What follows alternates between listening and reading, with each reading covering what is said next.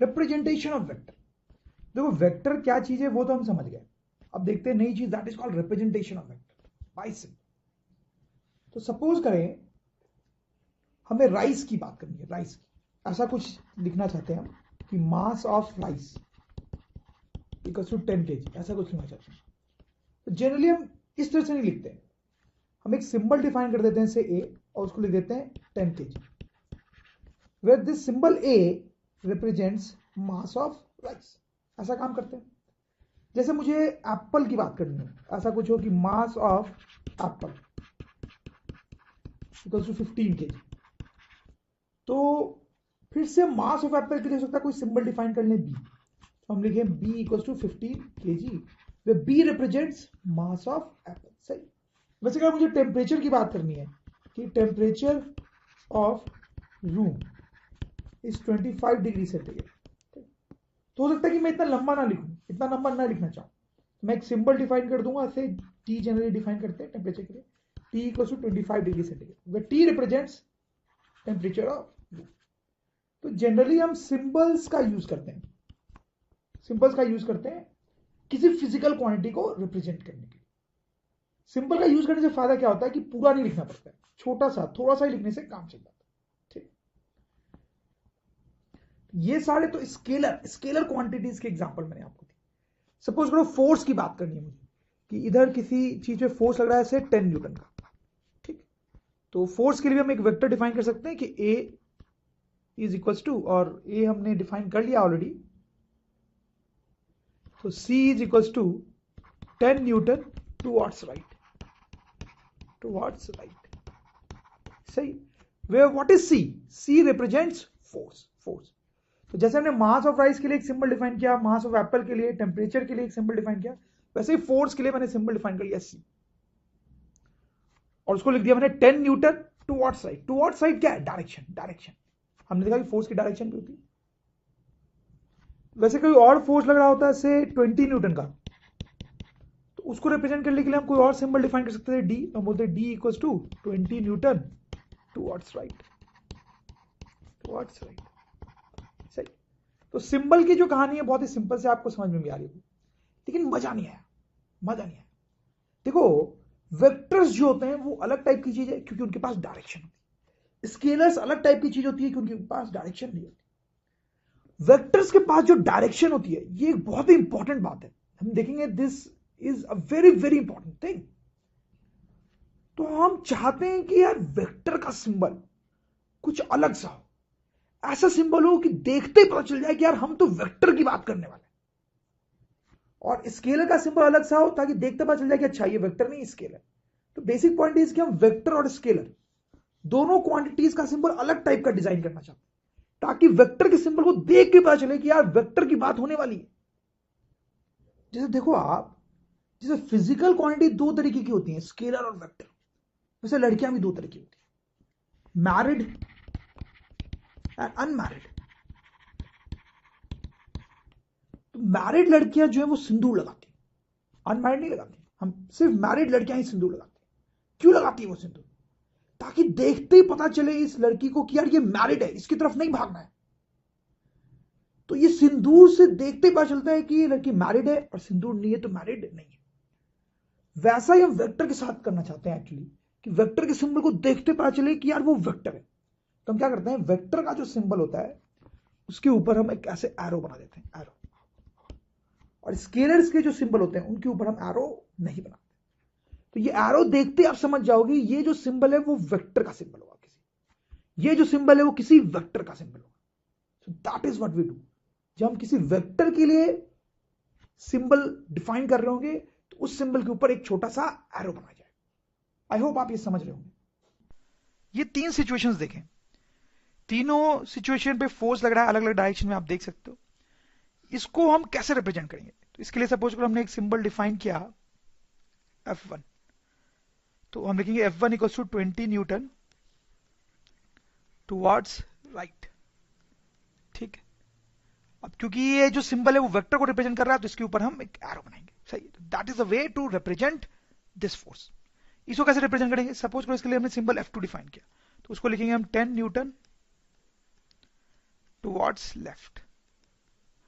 इसके ऊपर एरो कैसे बनाएंगे? क्या इसके ऊपर हम एरो ऐसे बनाएंगे क्योंकि ये फोर्स इधर लग रहा है? नहीं, बिल्कुल नहीं। This is wrong, this is what I want to teach you right now. ये गलत है। इस केस में भी लिखा जाएगा कुछ इस तरीके से, F2 vector equals to 10 newton towards left, ऐसे लिखेंगे। भले ये फोर्स इधर की तरफ लग रहा हो, तभी हम एरो की डायरेक्शन इधर ही बनाएंगे। सिंबल के ऊपर जो एरो होता है, सिंबल के ऊपर जो एरो होता है, वो देखने से हमें यह पता चलता है कि यार हम वेक्टर की बात करने वाले हैं। ये जो एरो है वो हमेशा राइट की तरफ बनाया जाता है, हमेशा राइट की तरफ, चाहे वेक्टर की डायरेक्शन कुछ भी हो। मतलब ये एरो ये नहीं बता रहा है कि वेक्टर की डायरेक्शन क्या है, वो सिर्फ ये बता रहा है कि हम एक वेक्टर की बात कर रहे हैं। जैसे कि इस केस में आप एक और थोड़ा प्रैक्टिस कर लो। कुछ लोग हो सकता है इसको ऐसा लिखना पसंद करें, 15 न्यूटन टुवर्ड्स अप। कुछ लोग हो सकता है ऐसा सिंबल यूज करने की कोशिश करें, लेकिन ये गलत है। सही सिंबल क्या होगा? 15 न्यूटन डॉट डॉट डॉट, वो टुवर्ड्स अप आप लिख लेना। मतलब वेक्टर किधर भी हो, उसकी एक्चुअल डायरेक्शन किधर भी हो, सिंबल के ऊपर एरो हमेशा राइट की तरफ ही बनेगा। That is important point. तो हमने ऐसा लिख लिया है कि arrow on symbol represents that we are talking about vector, represents that we are talking about vector, does not give direction of vector। ये जो एरो है वो वेक्टर की डायरेक्शन नहीं बताता है। देखिए अगर हम लिख रहे हैं ऐसा कुछ कि F vector is equal to से 20 न्यूटन टुवर्ड्स राइट, सपोज करो ऐसा कहीं पे हमने लिखा है कुछ, ठीक।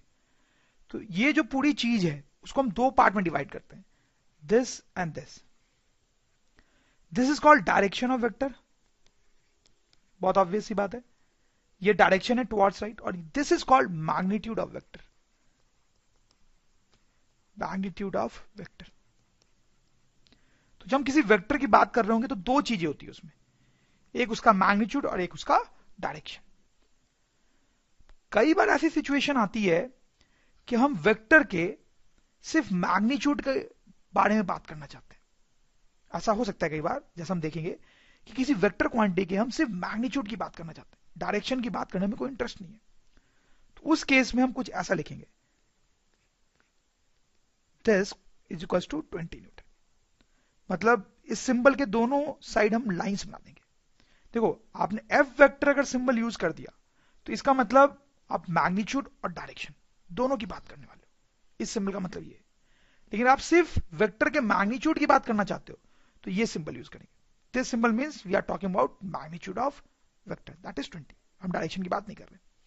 या फिर इसको ऐसे भी लिखा जाता है simply, F is equals to 20 newton. ये एरो हटा देते हैं, तो एरो हटा के सिर्फ F लिख दिया अगर मैंने, तो इसका मतलब मैं सिर्फ मैग्नीट्यूड की बात करने में इंटरेस्टेड हूं, and that will be written as 20 newton. तो यानी कि ये जो सिंबल हो गया मेरे पास, वो वेक्टर को रिप्रेजेंट कर रहा है with its magnitude and direction both. और ये दोनों सिंबल जो हो गए दोनों ही, वो सिर्फ और सिर्फ मैग्नीट्यूड को रिप्रेजेंट कर रहे हैं। तो ये भी यूज कर सकते हो आप, ये भी यूज कर सकते हो, बोथ आर इक्वली गुड और इक्वली बैड। वेक्टर्स को एरो के हेल्प से भी रिप्रेजेंट किया जाता है। जैसे कि सपोज करो इस ब्लॉक पे अगर फोर्स लग रहा है कुछ ऐसा, 10 newton towards right, 10 newton towards right, इतना फोर्स अगर इस पे लग रहा है तो इसको हम एक एरो से रिप्रेजेंट कर सकते हैं। हम क्या करेंगे, एक एरो बना देंगे ऐसे। तो एरो की डायरेक्शन ये बता रही है कि फोर्स राइट की तरफ लग रहा है, और उसके ऊपर हम लिख देंगे 10 न्यूटन। तो ये जो 10 न्यूटन है वो उसका मैग्नीट्यूड बता देगा।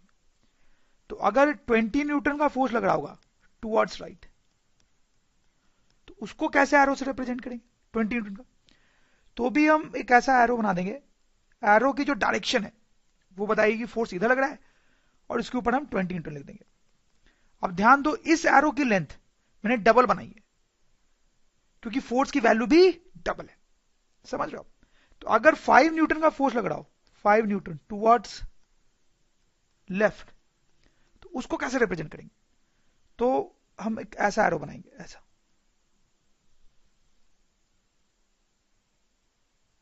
Like this.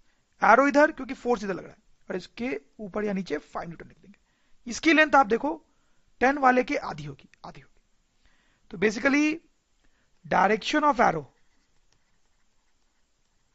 represents direction of vector and length of arrow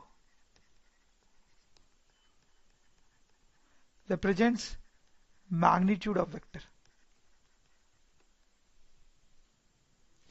तो वैसे ही कोई आदमी अगर इधर की तरफ जा रहा है 2 की स्पीड से, तो हम उसको ऐसे एरो से रिप्रेजेंट कर सकते हैं कि उसकी स्पीड की तरफ 2 मीटर पर सेकेंड, और वो आदमी का इधर जा रहा है 4 की स्पीड से, तो हम ऐसे रिप्रेजेंट कर सकते हैं उसको 4 मीटर पर सेकेंड।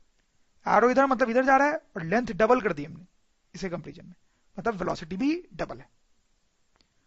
ये जो एरो हम बनाते हैं उसके इस एंड को टेल बोलते हैं, और ये जो एंड है उसको हम हेड बोलते हैं, हेड। मतलब ये टर्मिनोलॉजी सबके लिए एप्लीकेबल है, चाहे ये वेलोसिटी का एरो हो या फोर्स का एरो। मतलब इस केस में भी इसको हम टेल बोलेंगे और इसको हम हेड बोलेंगे। यहां पे एक और चीज है, जैसे कि ये जो वेक्टर है इसके लिए अगर आपको सिंबल डिफाइन करना हो तो somebody में define a symbol v1 vector, कि v1 vector is 2 metre per second towards right. सही। इसके लिए अगर मुझे सिंबल डिफाइन करना हो तो somebody में राइट कि v2 vector is equals to 4 metre per second towards left. सही है। लेकिन कई बार ये जो सिंबल का नाम है ना वो एरो के हेल्प से भी लिखा जाता है, जैसे कि एरो के इस एंड को हमने P बोल दिया और इस एंड को Q बोल दिया, तो इस वेक्टर के लिए हम सिंबल यूज कर सकते हैं PQ वेक्टर V1 की जगह पे, और फिर हम लिख देंगे PQ vector is 2 metre per second towards right. इसके लिए भी वैसा ही काम कर सकते हैं, जैसे मान लो ये मैंने A ले लिया और ये B ले लिया, तो इस केस के लिए मैं नाम रख सकता हूं AB vector is equal to 4 metre per second towards left. इसमें यह ध्यान रखने वाली बात है कि ये जो हम नाम रख रहे हैं उसमें पहला लेटर P पहला लेटर दैट इज टेल,